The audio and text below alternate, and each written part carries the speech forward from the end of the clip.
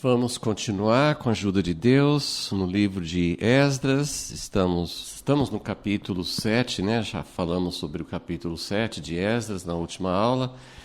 Vamos ainda falar um pouco sobre esse capítulo em relação ao que está acontecendo com Esdras e talvez entrar um pouquinho no capítulo 8.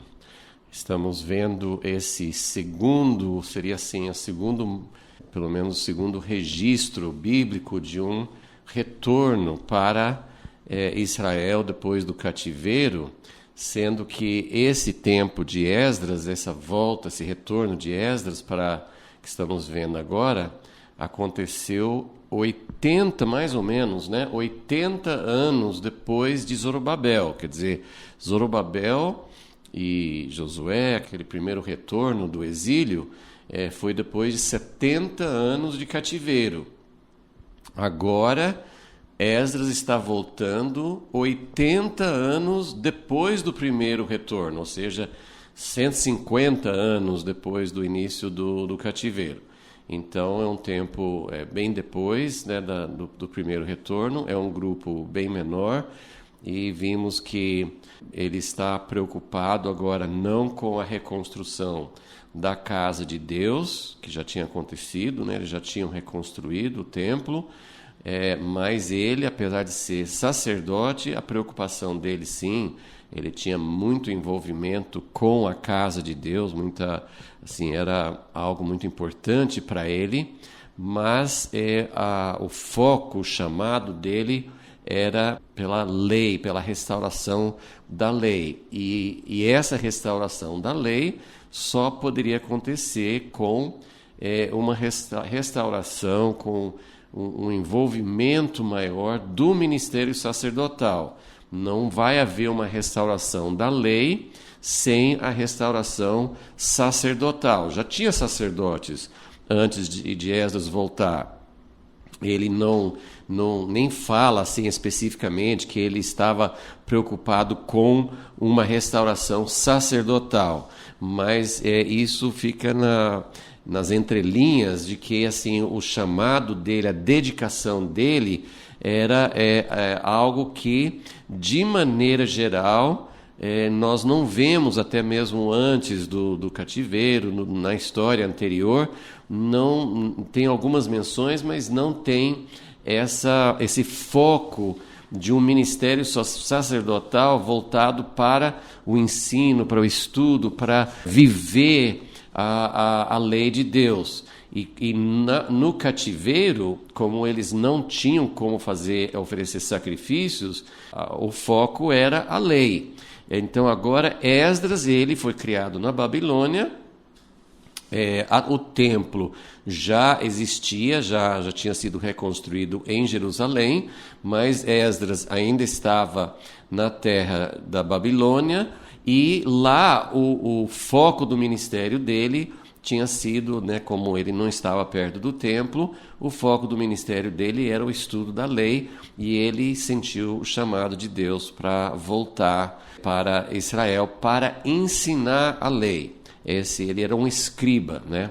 Então nós vimos um pouco sobre isso e queremos hoje focar num outro aspecto. Às vezes eu chamo isso, eu tenho falado isso em outras aulas, de um aspecto secundário, não de importância, mas o capítulo 7 do livro de Esdras, por exemplo, esse texto que estamos estudando, o foco, assim, o objetivo. Qual que é o objetivo? Às vezes você não tem como definir qual que é o objetivo de ter esse relatório, quem compilou, quem escreveu, qual que era o objetivo desse texto. O objetivo principal é falar sobre a missão de Esdras para levar a lei de volta para seu povo em Israel. Isso, evidentemente, fica muito claro no texto, na ênfase que dá, quem era Esdras, por que ele estava voltando.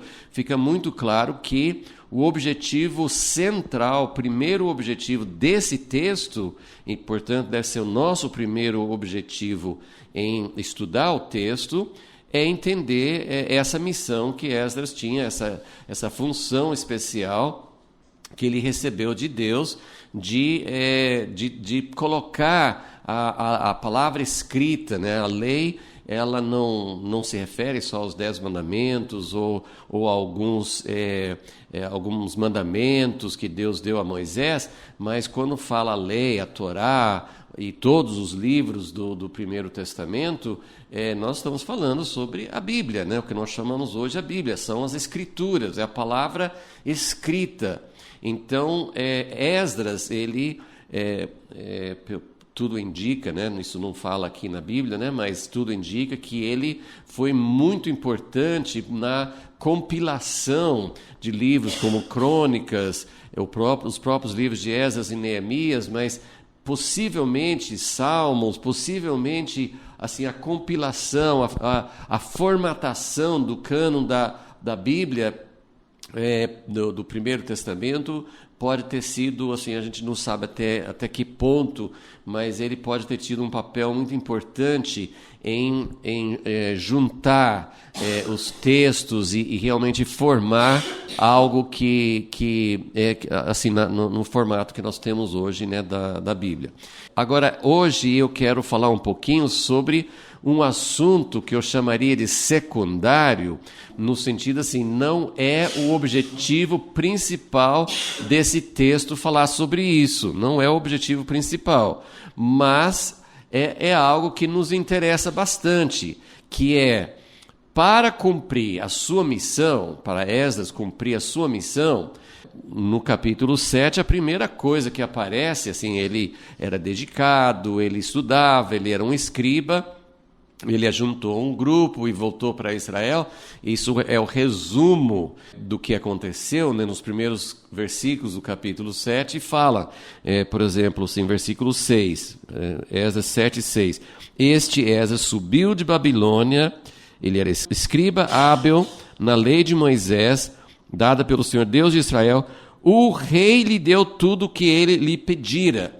Então, logo em seguida, depois da iniciativa de Esdras, era algo que estava no coração dele, mas ele precisava de autorização, ele precisava de permissão, assim, eles todos, né, tanto onde ele estava, nós já vimos no livro de Esther, o povo que já tinha voltado para Israel, todos estavam debaixo da autoridade do Império Persa, do rei da Pérsia. Então, Esdras precisava do apoio, precisava da permissão do rei da Pérsia para executar a sua missão. E então, esse é o nosso assunto hoje, porque na carta que o rei deu para Esdras, não tem pouco apoio, não. Nós vamos ver, assim, nós queremos ver um pouquinho sobre esse aspecto, esse apoio que Esdras recebeu do rei da Pérsia. Isso é bom, isso atrapalha, isso estava no plano de Deus, até que ponto que isso serve como modelo para nós hoje. Então vamos orar e pedir que o Senhor nos ajude a discernir alguma coisa. Não é o objetivo principal do texto, não tem uma explicação aqui, olha, isso aqui é bom, isso aqui não é bom, não temos esse tipo de coisa, mas é algo que está registrado aqui que pode nos ajudar. Senhor, nós estamos vivendo em outra época, outra situação, temos outros tipos de governo, temos outros tipos de contexto e outros desafios muito mais complexos, mas nós também precisamos de restauração, nós também precisamos levar adiante aquilo que o Senhor colocou no nosso coração, a pessoas, a projetos que o Senhor está levantando para restaurar teu povo, para caminhar o teu propósito. E os governos humanos existem e nós precisamos saber como nos relacionar com os governos. É algo muito complexo, muito profundo, mas pedimos que de alguma forma esse exemplo de Esdras e o que aconteceu com ele possa nos ajudar. Pedimos isso em nome de Jesus. Amém. Bom, eu vou voltar Então, para o que nós anotamos na aula passada, só para resumir assim, de onde que nós estamos tirando essas conclusões sobre o apoio que Esdras recebeu do rei da Pérsia. Nós temos esse resumo aqui, que o que estava, assim, quais eram os pontos principais que nós encontramos na carta. Porque no início do capítulo 7, como eu li, Esdras nós não temos uma explicação exatamente o que Esdras pediu. Tem várias coisas que nós não sabemos. Como que o rei conhecia Esdras? O Esdras tinha alguma posição oficial no governo? Ele era destacado como um estudioso, um escriba?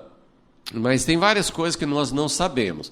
Mas o que está implícito aqui é que Esdras pediu ao rei, ele pediu ajuda, ele pediu permissão. Até as coisas que estão escritas na carta não parecem ter sido escritas pelo rei, assim, porque envolvem várias coisas que um rei da Pérsia que não conhecia a lei, que não conhecia a história de Israel, ele não saberia. Então, provavelmente, Esdras fez um pedido formal, talvez escrevendo o que ele queria, qual que era o propósito, e o rei deve ter incorporado o que Esdras pediu na carta dele, ou seja, assim, ele colocou na carta concordando e autorizando o que Esdras tinha pedido. Agora, como nós não sabemos até onde foi o pedido de Esdras, então nós não sabemos exatamente até que ponto, quais foram as coisas que Esdras pediu. Mas o que o rei deu para isso nós já vimos na última aula. O que o rei concedeu, o que essa carta dá? É uma carta muito impressionante, porque porque concede não só a permissão, tipo, Esdras, você pode voltar, você pode levar um grupo. Na verdade, isso tinha sido autorizado muitos anos antes, né, pelo rei Ciro. Ciro já tinha autorizado. Será que precisava de uma autorização do rei para voltar para Israel novamente? Talvez não, mas Esdras pediu apoio, ele pediu ajuda ao rei, e o rei concedeu. O que o rei deu? Ele colocou Esdras como um enviado do rei. Não era assim, você está querendo voltar, fica à vontade, pode voltar. O rei colocou Esdras como um representante do seu governo. Você pode voltar, isso aqui está em Esdras 7, versículo 14. És enviado da parte do rei e dos seus 7 conselheiros, então do rei, do ministério dele, do conselho dele, você é autorizado para fazeres inquirição acerca de Judá e Jerusalém, conforme a lei. Ou seja, não só o rei estava autorizando Esdras a voltar para de Babilônia, sair de Babilônia e ir para a terra de Israel, mas estava colocando Esdras numa posição oficial. Você é um representante do rei. Você pode chegar lá e não assim, você tem que cobrar impostos para o imperador. Não. Você tem que governar e buscar os interesses do rei. Em parte, ele tem um lugar lá na frente que ele fala sobre a lei de Deus, do seu Deus, e a lei do rei também. Mas o principal aqui é que ele estava autorizando Esdras a colocar as coisas em ordem, a inquirir, quer dizer, conferir. Será que o povo que já tinha voltado, será que eles estão praticando a lei? O rei estava dando autorização, autoridade para Esdras fazer isso. E isso levanta uma porção de perguntas na nossa mente, mas por que Esdras precisaria de uma autoridade, de uma autorização de um rei pagão para fazer aquilo, assim, vamos dizer assim, Israel, o povo judeu que estava ali, isso é assunto deles, assunto interno deles, se eles vão seguir a lei, se não vão seguir. que o imperador tem a ver com isso? Mas o rei, o imperador, estava dando esse tipo de comissionamento, de autorização. Não só isso, em segundo lugar, o rei estava dando uma oferta muito generosa. Ele, os príncipes, as autoridades, eles fizeram um movimento e cada um foi dando dinheiro, recursos para levar para a casa de Deus. Então, isso, como nós já falamos, o imperador ele não era um devoto, não era um seguidor do Deus de Israel, mas eles tinham, os reis da Pérsia tinham essa política de estar de bem com todos os deuses dos povos que eles governavam. Então, eles acreditavam, eles tinham medo de suscitar a ira de algum deus, de algum outro povo, então eles queriam estar de bem com o Deus de Israel, assim como eles faziam também com os deuses de outros povos. Mas então ele levou ofertas e encorajou até o povo judeu que morava no império, fora da terra, para mandar ofertas também. Então tem todo o apoio financeiro do rei, e não só o que ele levou, mas a carta também fala que Esdras tem direito de buscar apoio dos representantes do rei na região, e a tesouraria, e aqueles que tinham recursos por causa dos impostos, eles podiam receber também o que eles precisassem, tinha um limite lá, mas era algo que eles tinham direito. Aqui nessa folha aqui eu não coloquei, mas no versículo 24, ele diz também que é proibido cobrar impostos de qualquer sacerdote, de qualquer pessoa que estivesse a serviço da casa do Deus de Israel. Isso eles faziam também com outras religiões. Então, era também uma isenção para todos os sacerdotes, levitas e servidores do templo, né? Então, tudo isso aqui é apoio financeiro. Então, isso eles estavam dando para esse tipo de apoio, ele deu para Esdras. Tudo isso era para equipar, adornar a casa de Deus. Então esse era o propósito, e ele dá a carta branca. Vocês podem usar os recursos para comprar sacrifícios, vocês podem usar para outras questões que sejam necessárias. E finalmente o rei também deu a Esdras uma posição de autoridade para governar aquela região e para exigir o cumprimento da lei. Então, da lei de Deus, e também de ser fiel ao rei da Pérsia. Então, ele estava dando a Esdras.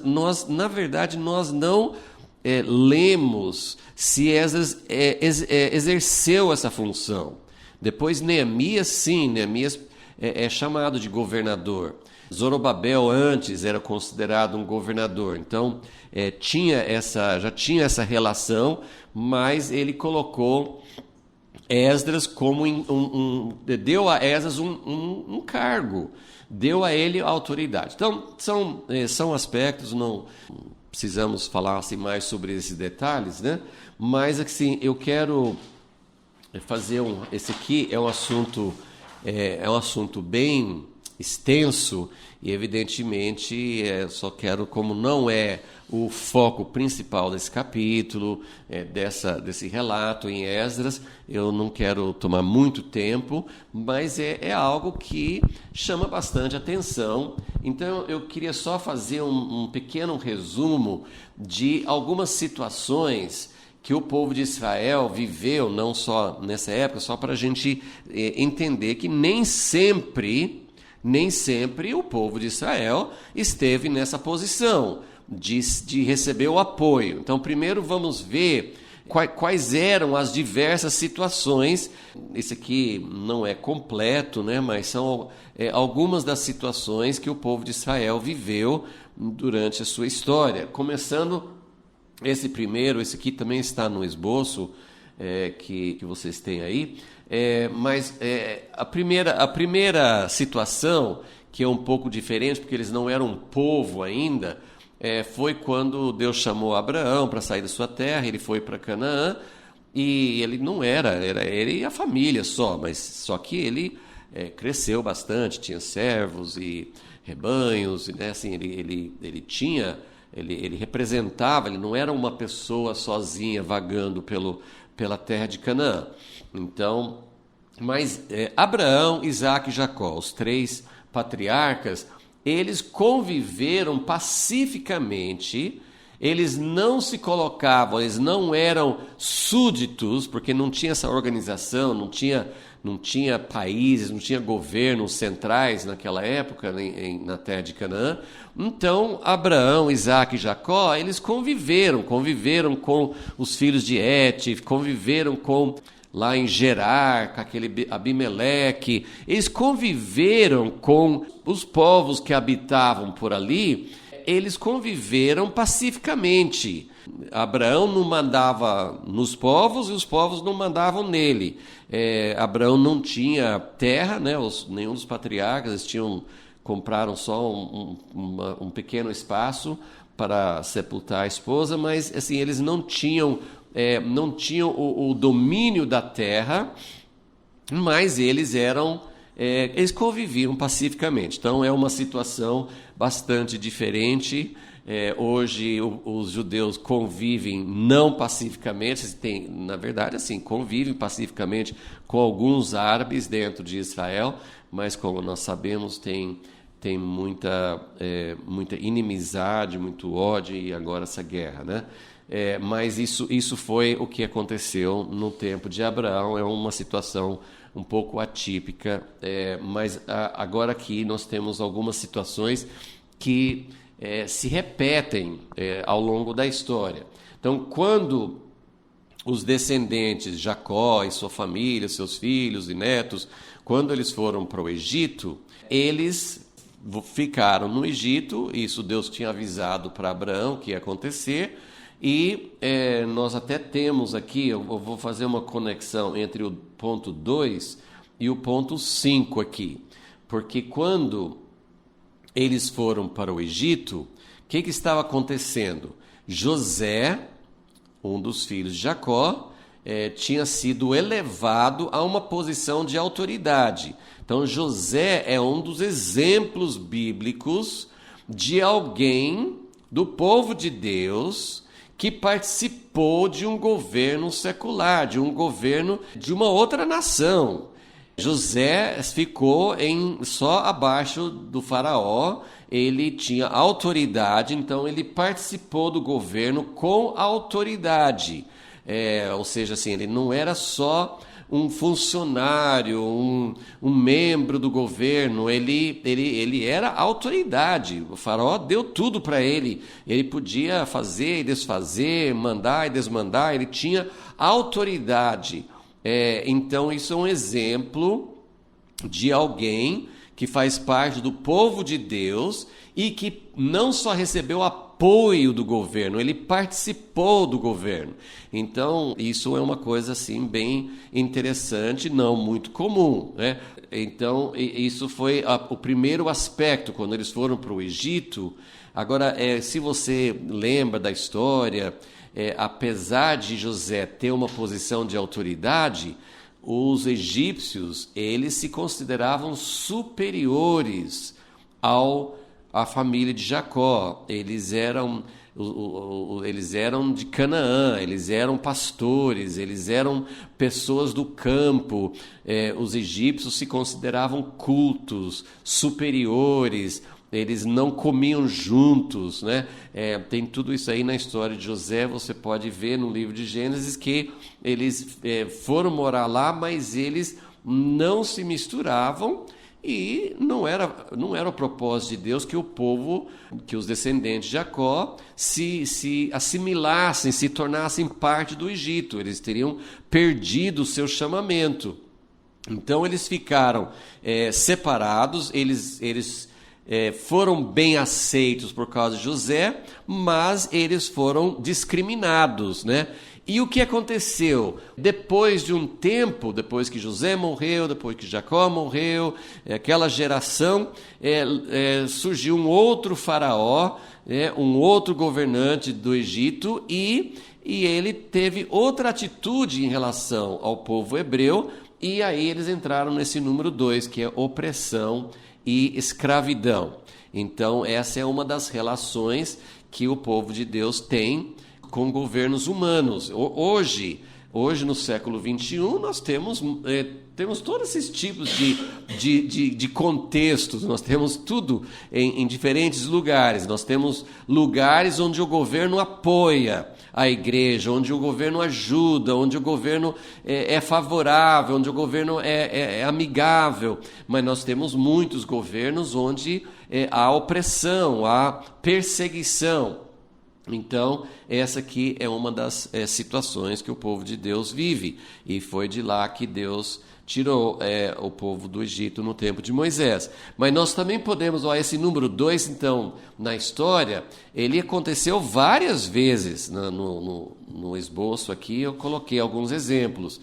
Não foi só no Egito, no cativeiro da Babilônia, eles viveram também oprimidos. No cativeiro antes da Babilônia, das 10 tribos da Síria, eles viveram isso. Então, isso não foi só no Egito. O povo de Deus, o povo judeu, o povo da igreja, muitas vezes tem vivido, e em muitos lugares hoje, alguns governos comunistas ou islâmicos, enfim, vários tipos de governos, perseguem os cristãos. Então, Babilônia, Assíria, naquele tempo de Antíoco, Epifânio, dos Seleucidas, da Síria, né? Eles viveram isso também. No tempo de Jesus, no tempo de Roma, nem sempre eles foram perseguidos, mas muitas vezes assim, eles tinham que pagar impostos, eles tinham um elemento de opressão também, né? Então, tanto dentro da terra deles, né, de Canaã, como fora, o povo já viveu isso muito, o povo de Israel e a igreja também. Então, essa é uma das relações que a igreja tem que enfrentar, ok? Qual que é o terceiro modelo, terceiro tipo de situação?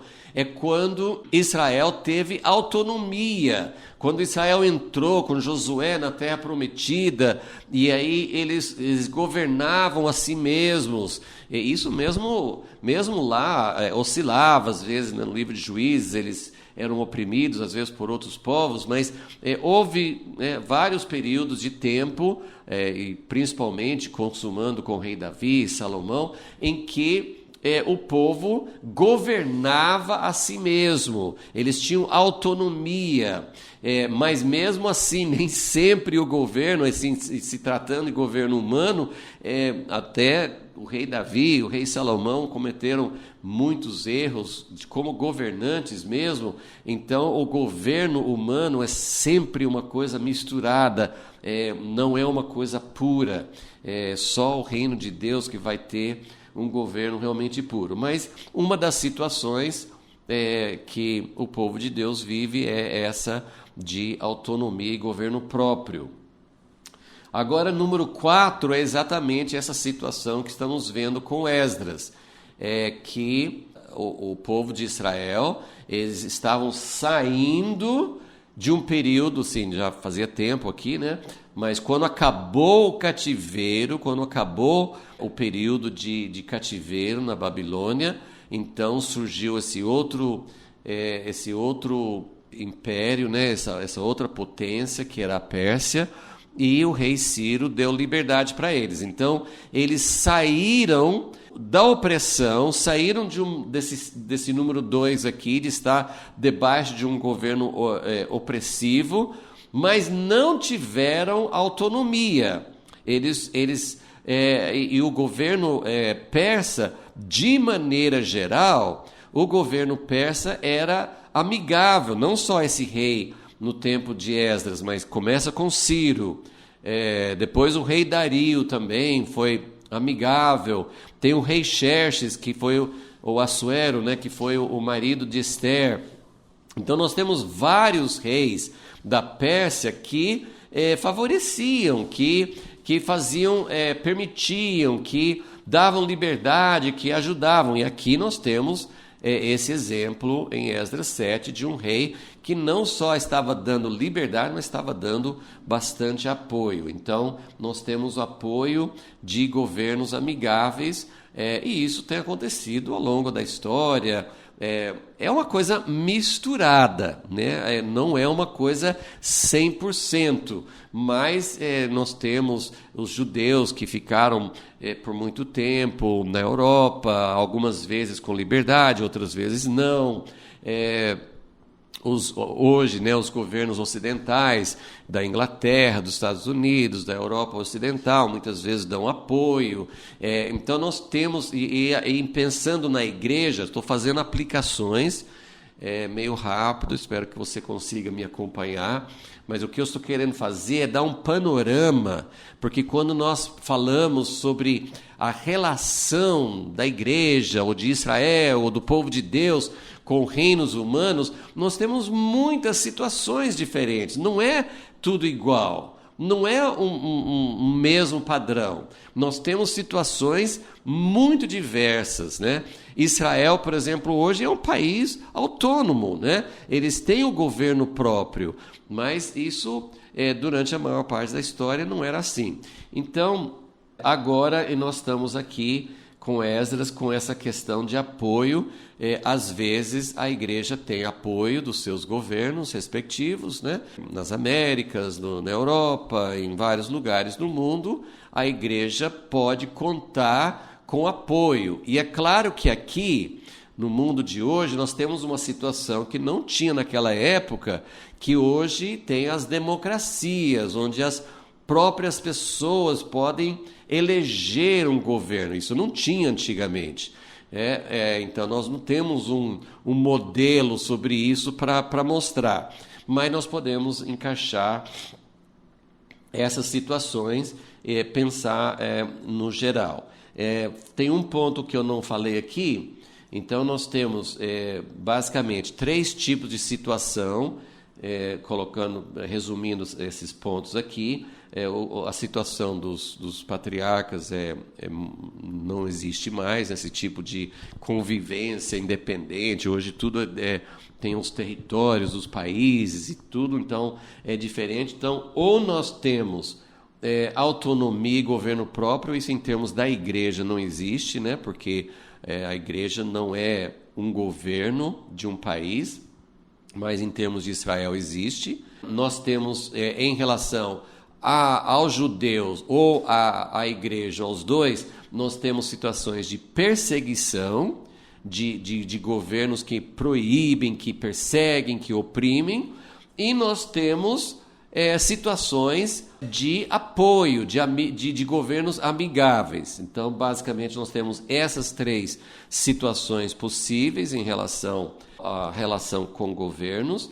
E nos 5 e 6, eu coloquei aqui, nós temos o exemplo de José no Egito, que participou do governo com autoridade. Ele fazia parte do governo. Seria um exemplo que a gente poderia pensar em Ester, porque ela era a rainha, mas ela não tinha assim muita autonomia. No final do livro de Ester, Ester e Mordecai também tiveram uma participação com autoridade. Eles participavam do governo e eles tinham uma voz ativa, eles não eram apenas funcionários. Agora, quando esse número 6 é participação do governo sem autoridade, e isso é o grande exemplo, Daniel. Daniel participou de governos da Babilônia, de governos da Pérsia, e ele tinha cargos muito elevados, ele era uma pessoa de muita confiança dos reis, mas ele não mandava, ele não governava. Nós não temos nenhum indício de que ele fosse o governante.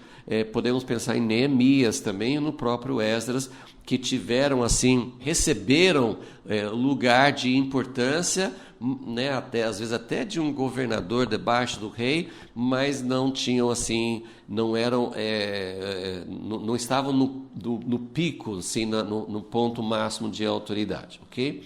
Então a nossa pergunta é a seguinte: esse tipo de apoio que Artaxerxes deu para Esdras, essa carta que ele escreveu, né, assim, o que despertou bastante essa pergunta que eu queria abordar com vocês é porque a carta, ela, como eu falei, assim, ela concede muita autoridade para Esdras, muitos recursos.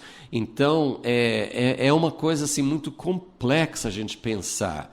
Isso é bom, isso não é bom. Como que nós devemos olhar para esse tipo de apoio? Então, antes de falar um pouco sobre esses perigos aqui embaixo, vamos só lembrar, eu queria voltar à história de Esdras, no capítulo 7, e já olhando um pouquinho para o capítulo 8, para entender como que Esdras considerou esse apoio. Então, vamos voltar, vamos pensar, e isso está no esboço, mas eu vou mostrar essa outra folha aqui, para a gente pensar agora, assim, como que foi o processo de Esdras para cumprir o propósito dele. Lembra, ele era uma pessoa nascida na Babilônia, criada lá, ele nunca tinha ido para Israel, ele nunca conviveu no templo ou dentro do contexto da prática do plano de Deus na Terra Prometida.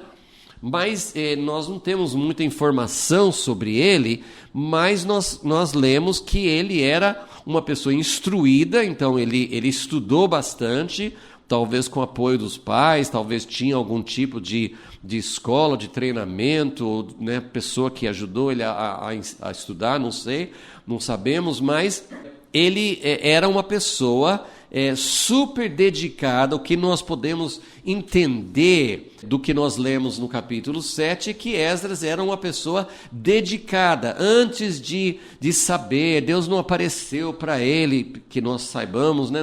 Ele não teve sonho, não teve chamado, não teve nada assim, mas ele se dedicou muito, provavelmente desde muito jovem. Ele se dedicou ao estudo, ele era hábil, ele era estudado, ele colocou o coração dele para buscar, ele buscava a lei. Então, provavelmente antes de sonhar, antes de pensar, Deus está me chamando para voltar, para viver lá na terra que Deus prometeu para nossos pais, ele se dedicou à lei, à palavra, a conhecer a Deus, né? E a forma que ele se aprofundou foi através da palavra escrita. Então, a primeira coisa que aconteceu com Esdras foi que ele se dedicou, ele estudou, ele não se satisfez em só saber mais ou menos, ele queria se aprofundar, ele queria conhecer mais. Então, ele se aprofundou no estudo, e nós vimos também que fala sobre a prática.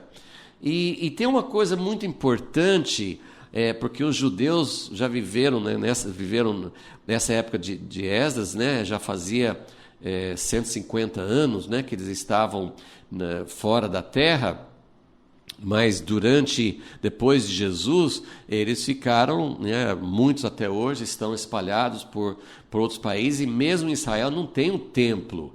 Então, os judeus que estudam a lei, e a lei tem tanta coisa relacionada à casa de Deus, tem tanta coisa relacionada a viver na terra, as festas, tem tanta coisa sobre isso, que qualquer pessoa, na época de Esdras ou no tempo mais recente, qualquer pessoa que queira buscar mais a palavra, a lei, a Torá, os ensinamentos de Deus, vai chegar a uma conclusão de que não dá para praticar tudo sem estar na terra e sem ter a casa de Deus, porque essas eram coisas essenciais, faziam parte. E nós podemos fazer um paralelo. Eu sempre falo a respeito, sim, dessas duas posições, porque o reino de Deus no futuro é Deus habitando na terra, a casa de Deus na terra em Jerusalém, a lei vai sair de Jerusalém, então o trono de Jesus vai estar em Sião, e aí, mas toda a terra vai estar em harmonia, restaurada. Então, a visão futura do reino de Deus depois da volta de Jesus, e nós sabemos que nós não podemos hoje viver plenamente como vai ser no futuro. Tem muita coisa que é impossível. Mas antes de Jesus voltar, no tempo presente, nós temos duas posições possíveis de estar na terra prometida. Isso vale para o povo judeu, mas vale para nós cristãos também. Você pode estar na terra prometida, ou você pode estar em exílio, em cativeiro, na diáspora, espalhado pelas nações. O que representa para nós, como igreja? Nós não temos uma terra geográfica, nós estamos enxertados com a nação de Israel, então nós vamos fazer parte no futuro do mesmo povo. É uma herança, é uma coisa só. Mas hoje tem uma distinção, porque ainda não se completou essa união da oliveira, esse mistério perfeito, não aconteceu ainda. Então tem alguma coisa acontecendo com Israel como nação, como povo, e tem outra coisa paralela acontecendo com a igreja. Ainda tem muita coisa separada, paralela, mas separada. Mas estamos caminhando para convergência, para fazer parte de uma coisa só. Mas o que para a igreja, porque para os judeus é muito físico, né? Ou estão na diáspora, espalhados por alguma nação do mundo. Os judeus foram para o mundo inteiro, mas mantiveram sua identidade, continuaram estudando, sendo fiéis à lei, mas tem muita coisa que eles não podem praticar porque estão fora da terra. E como eu disse, até aqueles que estão em Israel também não podem praticar plenamente, porque eles não têm o templo, e o monte do templo é o foco do conflito entre islâmicos e judeus, né? Então, o que é para nós, para a igreja, estar fora da terra? É não estar vivendo na medida que é possível viver o reino de Deus, esse reino que é já, mas ainda não. Esse reino que aponta para o futuro, mas é possível. A igreja primitiva viveu isso, né? Os morávios viveram isso, e vários grupos, várias experiências. Nós vivemos na diáspora, nós estamos na nova aliança, nós cremos na palavra, nós cremos na visão, mas estamos vivendo uma realidade muito longe daquilo que seria, não só longe daquilo que Jesus vai implantar quando ele voltar, sim, mas longe daquilo que Jesus deu para nós, desde a sua ressurreição e sua ascensão,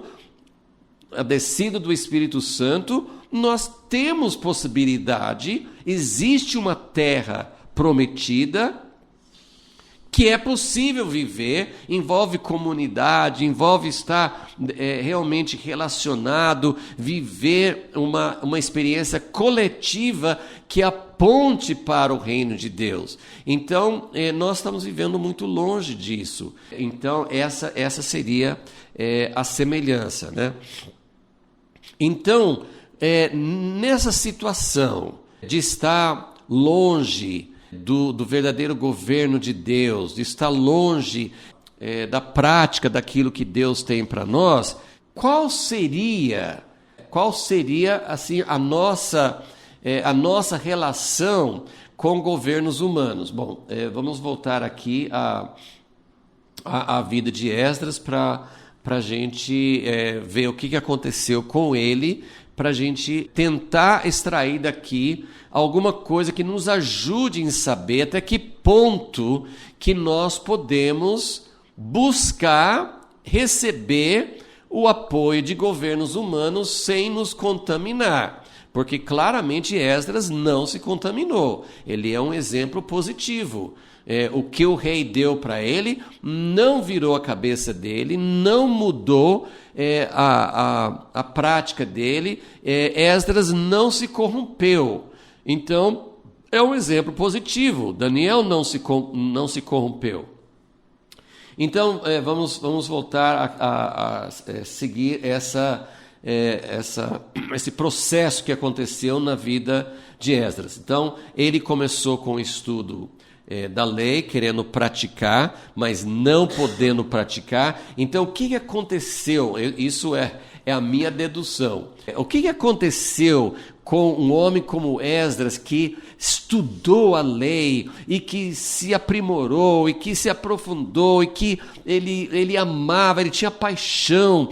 O que aconteceu com ele? Ele provavelmente ele começou a pensar, primeiro, que eu posso ensinar. Ele podia ensinar os outros conterrâneos dele, os outros judeus, né, que estavam na Babilônia. Ele podia ensinar lá, ele deve ter feito isso, mas nasceu nele, eu penso, um anseio, uma paixão para levar essa palavra onde que dá para praticar, onde que dá para viver essa palavra. Tem um lugar hoje, tem um lugar que tem a casa de Deus, ele pensou. A casa de Deus está lá em Jerusalém. O povo lá está vivendo, não está vivendo com autonomia, não tem um governo próprio, não tem um descendente de Davi no trono, mas tem um lugar que a gente pode pôr em prática mais. Então, eu penso que Esdras começou a ansiar por algo mais do que ele tinha na Babilônia. Então, nasceu nele o desejo de voltar, o desejo de levar essa lei, de levar o ensino, de levar o conhecimento de Deus para o povo dele em Israel, em Jerusalém, para poder colocar em prática. Então, nasceu o desejo de ensinar, de implantar, de compartilhar essa lei lá em Israel. E aí, nesse momento, também, como eu falei, a gente não tem ideia assim, de exatamente o que ele precisava do rei. Se ele já tinha uma ideia, o rei podia ajudar financeiramente, nós não sabemos. Mas o fato é que o rei ajudou financeiramente e Esdras recebeu de bom grado. Então, aqui, ele foi pedir, e está escrito em Esdras 7, que tudo que ele pediu, o rei deu, por causa da boa mão de Deus sobre ele. Então, esse é o ponto. Nessa história de Esdras, nesse contexto que nós estamos olhando, o apoio do governo foi bem-vindo. Ele pediu ao rei, o rei concedeu, e está registrado que tudo isso foi por causa da boa mão de Deus sobre a vida dele. E vamos ler de novo. É o final do capítulo 7, tem toda essa carta que o rei Artaxerxes deu para Esdras, né, autorizando, concedendo, dando autoridade para ele. Então, no final, depois dessa carta, aliás, é o primeiro lugar no livro de Esdras que Esdras fala em primeira pessoa. Né? É Esdras 7, versículo 27. Né? Até aqui, alguém estava escrevendo sobre Esdras, e tem a carta do rei Artaxerxes, né? E no final, depois de transcrever a carta, Esdras agora ele fala em primeira pessoa. Bendito seja o Senhor Deus de nossos pais. Esdras está louvando a Deus, está atribuindo a Deus. Essa ajuda do rei veio da parte de Deus. Esdras atribui não a sua persuasão, não a qualquer outra coisa, que rei bom, nada assim, ele não atribui a nenhuma outra causa a não ser ao próprio Deus. Bendito seja o Senhor Deus de nossos pais, que pôs no coração do rei. Foi Deus que colocou no coração do rei o desejo de honrar a casa do Senhor, a qual está em Jerusalém. Então, Esdras, ele atribui a Deus. Esdras, ele recebe essa ajuda do governo como uma ajuda vinda de Deus. Isso é a coisa mais importante. Ele não se sente, claro que a situação é outra, né? Como eu falei, não tinha política, não tinha partidos, não tinha voto, não tinha essas coisas, mas Esdras, ele não, vamos dizer assim, ele não se sente, claro, ele foi agradecido ao rei, com certeza, mas ele não se sente devedor ao rei, ele não se sente na obrigação de fazer algo contra a consciência dele para poder conseguir alguma coisa do rei, nada disso. O que nós vemos na vida de Daniel, na vida de Mordecai, na vida aqui de Esdras, o que nós vemos são pessoas que jamais iriam fazer algo contrário à vontade de Deus para conseguir o apoio do governo. Eles estavam sendo abençoados, Deus estava intervindo em favor deles e eles entendiam a mão de Deus sobre isso. Então, bendito seja o Senhor Deus que pôs no coração do rei o desejo de honrar a casa do Senhor, a qual está em Jerusalém. Versículo 28. E que estendeu para mim a sua misericórdia. É a misericórdia de Deus, o hesed de Deus, perante o rei, os seus conselheiros e todos os seus príncipes poderosos.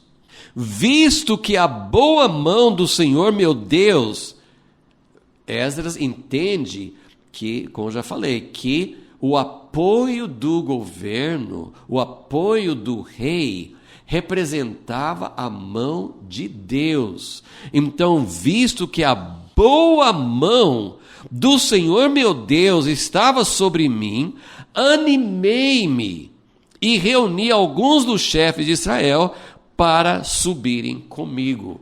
Então, olha aqui, vamos voltar essa lista aqui para a gente entender a sequência. Então, Esdras tinha se dedicado, ele sentiu o chamado para levar isso lá para Israel, ele pediu autorização do rei, se ele pediu esse monte de coisa ou não, nós não sabemos, mas o rei deu, e a resposta do rei foi muito, muito positiva.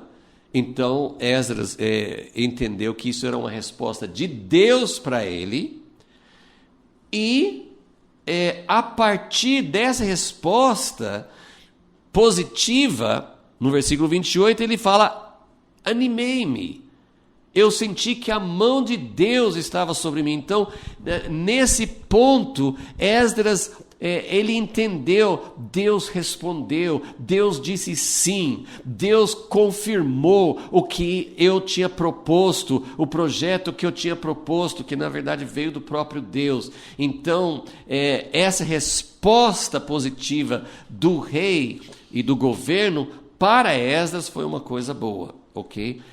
Isso é muito importante entender nessa história. E a partir dali, ele organizou o grupo. Nós vamos ler sobre isso na próxima aula. No capítulo 8, ele vai organizar um grupo e vai voltar com esse grupo para Israel. Ok? Agora vamos voltar aqui E vamos agora falar um pouquinho sobre os perigos. Os perigos. Primeira coisa que eu quero colocar é: nós precisamos discernir em que tempo, em qual dessas situações nós estamos vivendo hoje. E não é só uma questão de hoje, onde nós estamos, no Brasil, se alguém está na Ásia, se alguém está na África, se alguém está num país do Oriente Médio, se alguém está na Europa, onde a pessoa estiver, que tipo de situação está vivendo. Lembra daquele 1 Crônicas 12, fala sobre quando Davi era rei só sobre Judá, e aí o pessoal das outras tribos de Israel começou, várias pessoas de cada tribo começaram a se juntar a ele, e tem um versículo, 1 Crônicas 12, 32, um versículo muito importante, que fala sobre os homens de Issacar, que eram homens que conheciam os tempos e sabiam o que Israel, não só eles, sabiam o que Israel deveria fazer, que tempo é. Por exemplo, com Davi, houve um tempo que ele estava fugindo de Saul e não era para ele lutar contra Saul, era para ele esperar o tempo de Deus. E depois Davi se tornou rei sobre a tribo de Judá, e ainda não era tempo de lutar contra as outras tribos para obrigá-las a aceitar Davi como rei. Mas os homens de Issacar, eles eram homens que conheciam os tempos e sabiam o que Israel, que eles deviam fazer e o que o povo de Israel devia fazer. Então, de vez em quando eu falo sobre isso, como é importante, como seria importante, como é importante saber em que tempo nós estamos vivendo. E não só, por exemplo, estamos vivendo com o governo opressivo, ou estamos vivendo com o governo amigável, ou estamos com alguma medida de autonomia, mas sim, se temos pessoas que estão participando do governo com autoridade ou sem autoridade, nós podemos ter várias situações que se encaixam, mas mesmo assim nós precisamos saber o que deve ser feito. Qual é a direção de Deus? Porque veja bem, essas situações, elas são muito variáveis, elas são muito dinâmicas. Então, a primeira coisa que nós precisamos saber é em que tipo de contexto a igreja vive, nós vivemos, o povo de Israel, enfim, qual tipo de contexto nós estamos, né? Por isso que eu queria mostrar que existem várias situações que o povo de Deus pode viver neste mundo em relação a governos humanos. Agora, vamos imaginar então, agora vamos colocar o foco mais para essa questão do tempo de Esdras. Esdras vivia no número 4 aqui. Ele tinha apoio de um governo amigável. Ele tinha o apoio dos governantes, do governante principal e de toda a elite do governo da Pérsia naquele tempo. Então ele vivia num governo amigável. Então, quais seriam, no caso dele, ele precisava da autorização, ele pediu, ele ganhou recursos, ele ganhou uma porção de coisas assim para ele poder executar a sua missão. Mas quais seriam os perigos? E agora eu só quero falar um pouquinho especificamente sobre o governo persa, para nós entendermos assim, dentro da história, os governos da Pérsia, o próprio Artaxerxes, será que sempre foi bom? Então, eu só vou citar rapidamente assim, alguns aspectos, né, para a gente poder entender. O primeiro perigo que eu coloquei aqui embaixo, esse apoio para Esdras foi um apoio bem-vindo, importante para ele cumprir sua missão. Ele aceitou e foi bom, foi uma dádiva de Deus, foi uma confirmação de Deus. Porém, o apoio de governo, de qualquer tipo de governo amigável, o apoio de um governo humano não é confiável. Que quer dizer isso? Você não pode contar sempre com isso. Então eu vou dar alguns exemplos dos governos persas. Primeiro, em Esdras, no próprio livro de Esdras, mas bem antes dessa época aqui, em Esdras capítulo 4, tem um relato de como, quando o povo que estava, nós não sabemos exatamente quando aconteceu isso, mas houve um tempo desse rei Artaxerxes, em Esdras 4, quando o povo estava começando a reconstruir os muros da cidade de Jerusalém. Foi antes de Neemias, não foi quando Neemias estava lá.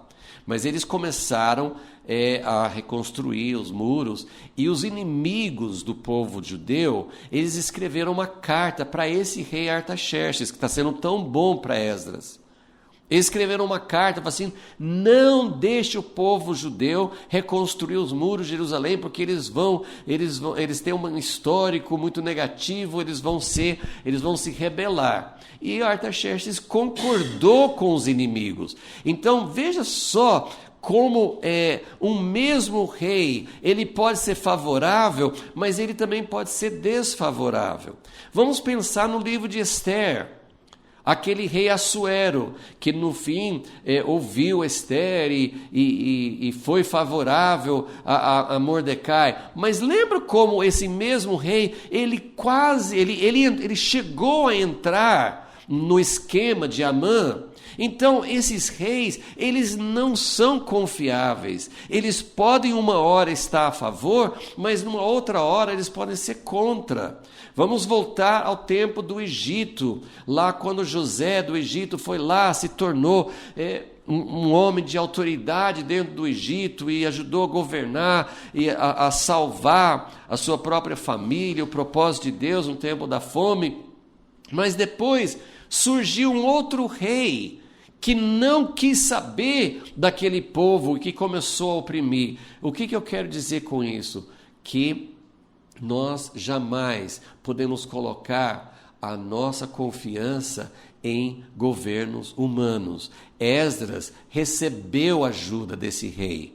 Nós vamos ver no próximo capítulo 8, que ele não quis pedir a esse rei uma escolta para ele fazer a viagem de volta para Jerusalém. Então, Esdras sabia que ele não podia se aliar, se alinhar, se tornar adepto, se tornar, mesmo quem fosse parte do governo, como José, ele tinha que ficar atento, porque de uma hora para outra esse governo pode mudar.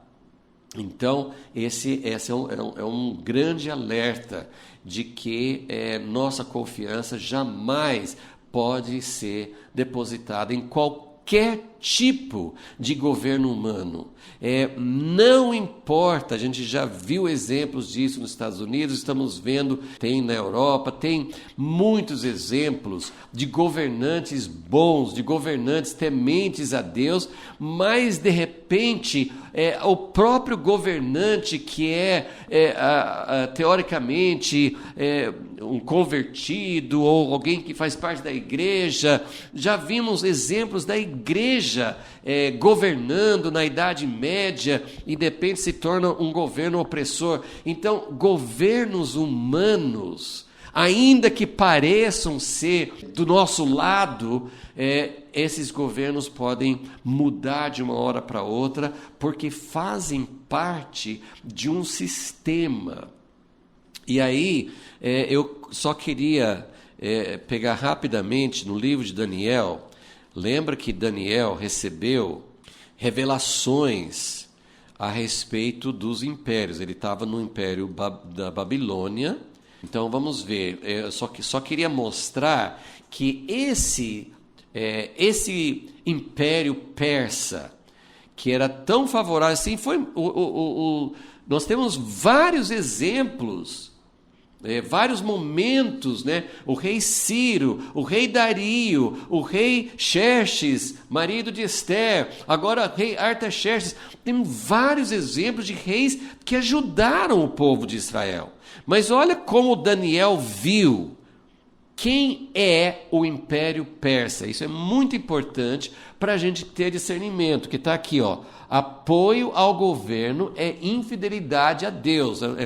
Eu tentei resumir numa frase, mas a ideia é a seguinte: um governo pode apoiar, pode dar apoio, pode dar permissão, pode dar liberdade, pode dar recursos. Um governo pode ser usado por Deus, como o Império Persa foi, para abençoar o propósito de Deus. Na verdade, até a Babilônia, que arrasou, que destruiu Jerusalém, estava cumprindo o propósito de Deus. Então, nós descobrimos em Daniel que é Deus quem coloca, Deus quem tira, Deus governa acima de tudo, mas é esse mistério de entender a soberania de Deus sobre os governos, de que o Satanás é o Deus desse século, ele é o príncipe deste mundo, ele ofereceu os reinos deste mundo a Jesus naquela tentação. Então nós precisamos entender, Deus é soberano, ele pode interferir, em última análise só permanece quem ele permite, e ele pode mudar a situação a hora que ele quiser, mas precisamos entender que os governos humanos pertencem ao sistema da besta, ao sistema do mundo. Então, esse Império Persa parece tão bom. Olha como Daniel vê. Vou mostrar três textos no livro de Daniel bem rapidinho. Daniel 7, ele vê 4 animais, que seriam Babilônia, Pérsia, Grécia e depois Roma, ou o último império. Então, o primeiro era leão. Então, só vamos ler o que fala sobre o Império Persa. Versículo 5, Daniel 7, versículo 5. Continuei olhando e vi o segundo animal, semelhante a um urso, o qual se levantou de um lado, tendo na boca 3 costelas entre os dentes, e foi-lhe dito: levanta-te e devora muita carne.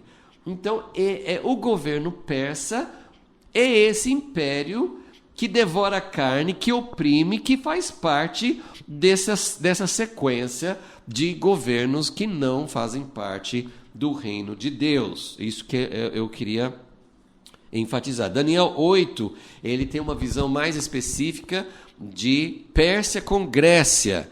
E aí ele vê, Daniel 8 e versículo 3. Levantei os olhos e vi um carneiro, que é a Pérsia, que estava diante do rio, o qual tinha 2 chifres porque tinha os medos e os persas. Os 2 chifres eram altos, um dos chifres era mais alto que o outro.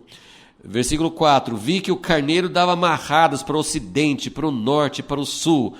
Nenhum animal podia estar diante dele, nem havia quem pudesse livrar-se das suas mãos. Ele fazia conforme a sua vontade e se engrandecia. Então aqui são os impérios humanos. E todo império humano, todo partido político, seja mais favorável à igreja ou menos favorável, todos têm esse mesmo espírito. E, aliás, como eu sempre falo, isso tem dentro da igreja também. Mais um texto no capítulo 10 de Daniel. Ele se encontra, ele vê na visão um anjo, que pode ser o próprio Jesus, e aí ele fala, esse anjo do Senhor, ele fala assim, versículo 13, mas o príncipe, isso é uma potestade espiritual, o príncipe do reino da Pérsia me resistiu por 21 dias. Então, assim, eu só queria mostrar que tem o príncipe da Pérsia, tá? E depois tem o príncipe da Grécia, são espíritos malignos. Aí ele fala mais na frente, versículo 20, ele fala, eu tornarei a pelejar contra o príncipe dos persas, e saindo eu virá o príncipe da Grécia. Então eu só queria mostrar que o príncipe da Pérsia é uma potestade maligna e o anjo de Deus, ou o próprio Jesus, está lutando com eles. Então, por isso que, mesmo que tenha algum apoio concedido por Deus, permitido por Deus, Deus tem momentos diferentes, Deus tem fases diferentes, tem situações, mas nós nunca podemos nos aliar, nós nunca podemos nos tornar parte disso.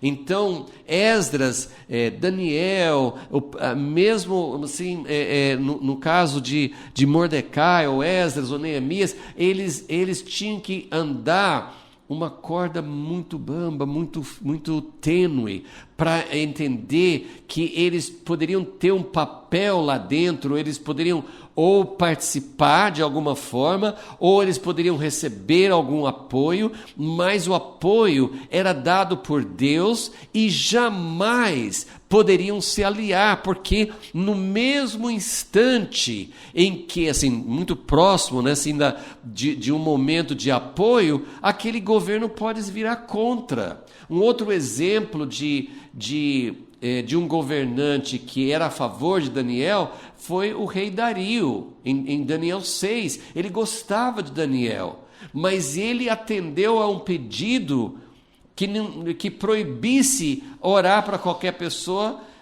para qualquer outro Deus, para qualquer outra pessoa, Deus, por 30 dias. Então, ele teve que jogar Daniel na cova dos leões. Então, mesmo um governante amigo, ele pode ser corrompido, ele pode virar. E aí nós temos aquela visão no livro do Apocalipse, que eu quero terminar, mostrando assim, o perigo de se aliar, porque a visão da mulher montada numa besta em Apocalipse 17, Apocalipse 17:1 fala assim: vem mostrar-te a condenação da grande prostituta, versículo 2, com ela se prostituíram os reis da terra, e os que habitam na terra se embebedaram com o vinho da sua prostituição. Então ela prostitui com a besta, ela monta em cima da besta, só que depois a besta vira contra a mulher e mata a mulher, porque é tudo traição. Então essa prostituição é entre a igreja e o sistema de governo humano. Então nós não temos uma resposta simples. Nós podemos pedir ajuda, permissão, apoio de um governo humano? Depende. Nós temos que saber em que tempo nós estamos, mas principalmente temos que saber se nós estamos confiando, se nós estamos nos aliando, se nós estamos fazendo parte de um sistema que é um sistema que é totalmente contrário. Então, esse rei Artaxerxes ajudou Esdras, deu autoridade para ele, deu recursos para ele, apoiou, mas jamais Esdras poderia se tornar um amigo, um aliado, um defensor, um representante naquele sentido. Ele tinha que estar sempre atento, porque esse mesmo rei da Pérsia que estava ajudando fazia parte daquela besta que Daniel viu na visão.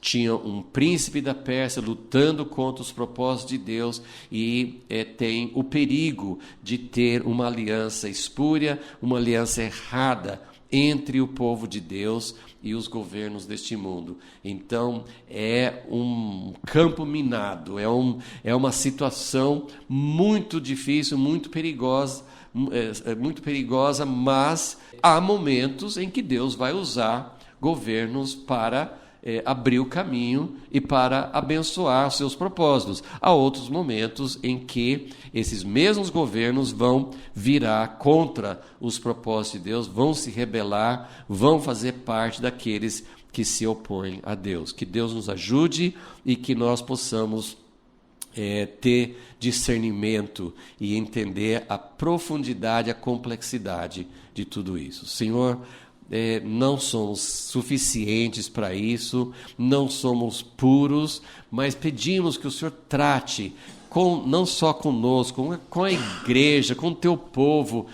A situação é muito complexa e muito perigosa, porque sabemos que as coisas estão caminhando para uma mistura, para uma aliança errada, e nós queremos estar olhando para Ti, queremos estar livres de qualquer tipo de influência, de aliança errada, queremos ser puros diante de Ti, sem ser infiéis a Ti, infiéis ao Teu propósito, infiéis ao Teu reino, porque o Teu reino é diferente de todos os reinos deste mundo. Nós queremos sempre manter a nossa visão pura em relação a isso. Pedimos a Tua ajuda e a Tua proteção em nome de Jesus.